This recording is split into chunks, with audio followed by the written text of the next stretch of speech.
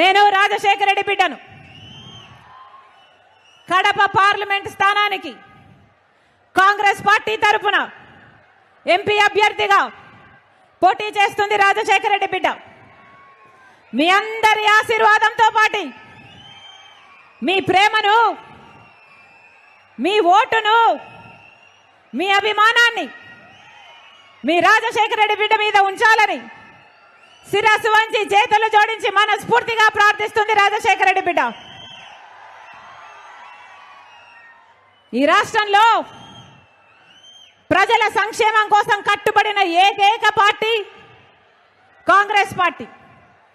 10 సంవత్సరాలైంది కాంగ్రెస్ పార్టీ రాష్ట్ర విభజన జరిగి. 10 సంవత్సరాల రాష్ట్ర విభజన జరిగితే ఈ 10 సంవత్సరాలలో ఒక్కటంటే ఒక్క విభజన హామీ కూడా నెరవేర్చలేదు.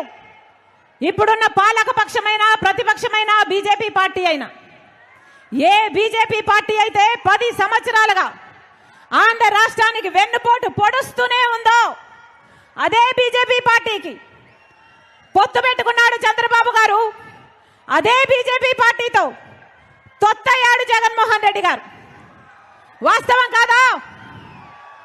ప్రత్యేక హోదా వచ్చిందా? పోలవరం ప్రాజెక్ట్ వచ్చిందా? రాజధాని వచ్చిందా? కడప స్టీల్ ఫ్యాక్టరీ వచ్చిందా? మరి ఎందుకు పొత్తు పెట్టుకున్నాడు చంద్రబాబు గారు? మరి ఎందుకు తొత్తయ్యాడు జగన్మోహన్ రెడ్డి గారు? వాళ్ళ స్వప్రయోజనాల కోసం ఆంధ్ర రాష్ట్ర ప్రజల హక్కులు మొత్తము తాకట్టు పెట్టారు బీజేపీ పార్టీ. అందుకే చెప్తున్నాం, ఈసారి బుద్ధి చెప్పాల్సిన సమయం వచ్చింది. అంతేకాదు, జగన్మోహన్ రెడ్డి గారు ముఖ్యమంత్రిగా 5 సంవత్సరాలుగా ఉన్నారు. మరి 5 సంవత్సరాలలో ఇచ్చిన ఒక్క వాగ్దానమైనా నిలబెట్టుకున్నాడా జగన్మోహన్ రెడ్డి గారు? బీజేపీ పార్టీ మెడలు వంచి ప్రత్యేక హోదా తెస్తానన్నాడు జగన్మోహన్ రెడ్డి గారు. వచ్చిందా అన్నా? వచ్చిందా? రాజధాని వచ్చిందా? అందరికీ అన్ని ఉన్నాయే. హైదరాబాద్ ఉంది, చెన్నై ఉంది, బెంగళూరు ఉంది. మనకేముందన్నా? మనకేముంది? చేతిలో చిప్ ఉంది, నెత్తి మీద కుచ్చు టోపీ ఉంది. ఉందా రాజధాని? చంద్రబాబు గారేమో సింగపూర్ చేస్తానన్నాడు, జగన్మోహన్ రెడ్డి గారేమో 3 రాజధానీలు అన్నారు. తీరా చూస్తే మనకేముంది? గుండు సున్నా ఉంది. ఏం చెప్పాడు జగన్మోహన్ రెడ్డి గారు? వాషింగ్టన్ తలపిస్తానన్నాడు రాజధాని. అయిందా? ఎన్ని మాటలు చెప్పాడు జగన్మోహన్ రెడ్డి గారు? రైతుల కోసం 3000 కోట్లతో ధర స్థిరీకరణ నిధి ఏర్పాటు చేసి ప్రతి సంవత్సరము పక్కన పెడతానన్నాడు జగన్మోహన్ రెడ్డి గారు. అయిందా? 4000 కోట్లతో పంట నష్టపోతే పంట నష్టపరిహారానికి ప్రతి సంవత్సరము పక్కన పెడతానన్నాడు జగన్మోహన్ రెడ్డి గారు. పెట్టాడా? సంక్రాంతి వచ్చినప్పుడల్లా జాబ్ క్యాలెండర్ వస్తుందన్నాడు జగన్మోహన్ రెడ్డి గారు. వచ్చిందా? పూర్తి మద్యపాన నిషేధం చేస్తానన్నాడు జగన్మోహన్ రెడ్డి గారు. చేశాడా? చెయ్యకపోగా ఈరోజు సర్కారు ఏదమ్ముతే అదే తాగాలి. ప్రపంచంలో ఎక్కడా లేనివి ఇక్కడ అమ్ముతున్నారు. వాళ్ళు భూమ్ అమ్ముతే మీరు భూమ్ తాగాలి. వాళ్ళు 3 క్యాపిటల్ అమ్ముతే మీరు 3 క్యాపిటల్ తాగాలి. వాళ్ళు డిఎస్సి అమ్ముతే మీరు డిఎస్సి తాగాలి. వాళ్ళు క్యాపిటల్ అమ్ముతే క్యాపిటల్ తాగాలి. ఒక పద్ధతి ఏమైనా ఉందా? మొత్తం ఎక్కడ చూసినా mafia, land mafia, sand mafia, liquor mafia. అన్ని సరిపోవు అన్నట్టు హత్య చేసిన వాళ్ళను పక్కన పెట్టుకొని తిరుగుతున్నాడు జగన్మోహన్ రెడ్డి గారు. సొంత చిన్నానను గొడ్డలితో 7 సార్లు హత్య చేసి నరికి చంపించారు అని సిబిఐ ఆరోపిస్తున్న అవినాష్ రెడ్డి గారిని 5 సంవత్సరాలు కాపాడమే కాకుండా మళ్ళీ అదే అవినాష్ రెడ్డి గారికి టికెట్ ఇచ్చాడు జగన్మోహన్ రెడ్డి గారు. న్యాయమేనా? వివేకానంద రెడ్డి గారు కడప జిల్లా నాయకుడు, రాజశేఖర రెడ్డి గారి తమ్ముడు. అలాంటిది అంత పెద్ద మనిషిని చంపితే ఈ రోజు వరకు న్యాయం జరగలేదు. అందుకే రాజశేఖర రెడ్డి బిడ్డ జగన్మోహన్ రెడ్డి గారికి ఎదురు నిలబడింది. ఇదే జగన్మోహన్ రెడ్డి గారు చెప్పిన ప్రతి మాట నమ్మింది రాజశేఖర రెడ్డి బిడ్డ. ఇదే జగన్మోహన్ రెడ్డి గారి కోసం 3200 కిలోమీటర్లు పాదయాత్ర చేసింది రాజశేఖర రెడ్డి బిడ్డ.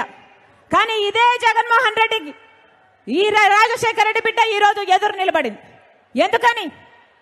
ఎందుకంటే ముఖ్యమంత్రి అయిపోయిన తర్వాత జగన్మోహన్ రెడ్డి గారు ఒక మారిపోయిన మనిషి కాబట్టి. ముఖ్యమంత్రి కాకముందు రాజశేఖర రెడ్డి గారికి చావు వెనుక రిలయన్స్ హస్తం ఉంది అని చెప్పిన జగన్మోహన్ రెడ్డి గారు ఆ తర్వాత ముఖ్యమంత్రి అయ్యాక రిలయన్స్ సంస్థ వాళ్ళకి పిలిచి మరీ రాజ్యసభ సీట్ ఇచ్చాడు. మరి ఏమనుకోవాలి?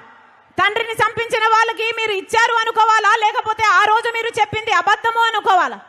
వివేకానంద రెడ్డి గారు చనిపోయిన రోజున సిబిఐ ఎంక్వైరీ కోరాడు జగన్మోహన్ రెడ్డి గారు. కానీ ముఖ్యమంత్రి అయిన తర్వాత సిబిఐ అవసరం లేదు అన్నాడు జగన్మోహన్ రెడ్డి గారు. మరి ఏమనుకోవాలి? ఎప్పుడు ఏది వీలైతే ఆ మాట మారుస్తుంటే జగన్మోహన్ రెడ్డి గారు రాజశేఖర రెడ్డి గారి ఆశయాలను నిలబెట్టిన వాడు ఎలా అవుతాడు? పదే పదే జగన్మోహన్ రెడ్డి గారు చెప్తున్న మాట, కాంగ్రెస్ పార్టీ రాజశేఖర రెడ్డి గారి పేరును సిబిఐ ఎంక్వైరీలో ఛార్జ్ షీట్ లో చేర్చింది అని మళ్ళీ చెప్తున్నాం. జగన్మోహన్ రెడ్డి గారికి రాజశేఖర రెడ్డి గారి పేరును సిబిఐ ఛార్జ్ షీట్ లో చేర్చింది కాంగ్రెస్ పార్టీ కాదు, స్వయానా జగన్మోహన్ రెడ్డి గారు. ఇదే జగన్మోహన్ రెడ్డి గారు పొనుగోలు సుధాకర్ ద్వారా రాజశేఖర రెడ్డి గారి పేరుని ఛార్జ్ షీట్లో చేయించాలి అని 3 కోట్లకు వెళ్లారు. ఎందుకంటే రాజశేఖర రెడ్డి గారి పేరు లేకపోతే జగన్మోహన్ రెడ్డి గారు ఈ కేసులో నుంచి బయటపడడం అసాధ్యం కాబట్టి. అదే పొనుగోలు సుధాకర్ రెడ్డికి ముఖ్యమంత్రి అయిన 6 రోజుల్లోనే జగన్మోహన్ రెడ్డి గారు ఏఏజీ పదవిని కూడా ఇచ్చారు. ఎందుకు అని అడుగుతున్నాం. కన్న తండ్రి పేరుని సిబిఐ ఛార్జ్ షీట్ లో చేర్పించిన వాడికి మీరు ఏఏజీ పదవిని ఇచ్చారు అంటే దానికి అర్థము మీ మాట మేరకే ఆయన సిబిఐ ఛార్జ్ షీట్ లో రాజశేఖర రెడ్డి గారి పేరు ఉండాలి అని కోర్టుకు వెళ్ళాడు అని మీరే ఒప్పుకున్నట్టు కాదా అని అడుగుతున్నాం. ఈరోజు జగన్మోహన్ రెడ్డి గారు ఉన్నవి లేనట్టుగా లేని ఉన్నట్టుగా ఊసరవల్లిలాగా మారి ఏదంటే అది మాట్లాడుతున్నారు. ఎందుకు అని అడుగుతున్నాం. రాజకీయాల కోసం ఇంత దిగజారడం అవసరమా అని అడుగుతున్నాం. ఏం చేశారు జగన్మోహన్ రెడ్డి గారు? సొంత చిన్నాన, ఆఖరికి సొంత చిన్నాన చచ్చిపోతే తండ్రి తర్వాత తండ్రంతటి వాడు ఈ రోజుటి వరకు న్యాయం జరగనివ్వలేదు జగన్మోహన్ రెడ్డి గారు. అన్నా, నేను రాజశేఖర రెడ్డి బిడ్డను, పులి గడుపున పులే పుడుతుంది, దేనికి భయపడేది కాదు రాజశేఖర రెడ్డి బిడ్డ. అలాగని అన్యాయం జరుగుతుంటే చూస్తూ ఊరుకునేది కూడా కాదు రాజశేఖర రెడ్డి బిడ్డ. ఈ రోజు అన్యాయం జరుగుతుంది కాబట్టి రాజశేఖర రెడ్డి బిడ్డ ఎదురు నిలబడింది. అన్నా, ఈరోజు రాజశేఖర రెడ్డి బిడ్డ ఒకవైపు ఉంటే వివేకానంద రెడ్డి గారిని హత్య చేయించిన అవినాష్ రెడ్డి గారు ఇంకోవైపు ఉన్నారు. ఒకవైపు న్యాయం ఉంది, ఒకవైపు నేరం ఉంది, ఒకవైపు ధర్మం ఉంది, ఇంకోవైపు డబ్బు అధికారం ఉంది. అన్నా మీరు ఏ వైపు? అన్నా మీరు ఏ వైపు? అన్నా మీరు ఏ వైపు? అన్నా మీరు ఏ వైపు? ప్రపంచమంతా చూస్తుంది. కడప ప్రజలు న్యాయం వైపు నిలబడతారా, నేరం వైపు నిలబడతారా అని. కడప ప్రజలు న్యాయాన్ని గెలిపిస్తారా, నేరాన్ని గెలిపిస్తారా అని మన దేశం కాదు ప్రపంచం మొత్తము చూస్తుంది. అందుకే ఈసారి ఎన్నికల్లో బుద్ధి చెప్పాల్సిన వాళ్ళకు బుద్ధి చెప్పండి, న్యాయం చేయాల్సిన వాళ్ళకు న్యాయం చేయాలని మీ రాజశేఖర రెడ్డి బిడ్డ ఇక్కడికి వచ్చిన ప్రతి అన్నను, ప్రతి తమ్ముణ్ణి, ప్రతి అక్కను, ప్రతి చెల్లిని శిరస్సు వంచి చేతులు జోడించి మనస్ఫూర్తిగా ప్రార్థిస్తుంది. మీకు మాటిస్తున్నా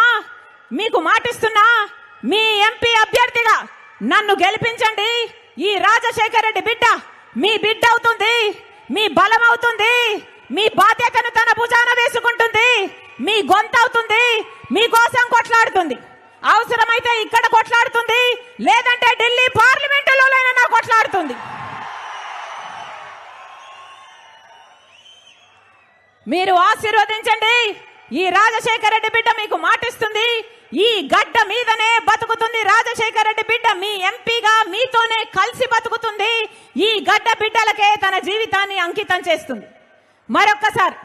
మరొక్కసారి వేదిక మీద ఉన్న రాహుల్ గాంధీ గారికి, వేదిక మీద ఉన్న డిఎస్ఏ గారికి, డికేఎస్ గారికి రాజశేఖర రెడ్డి బిడ్డ మనస్ఫూర్తిగా ఆహ్వానం పలుకుతూ మమ్మల్ని చూడటానికి, మీ అందరినీ నా కోసం ఆశీర్వాదం అడగడానికి అదే పనిగా వచ్చారు.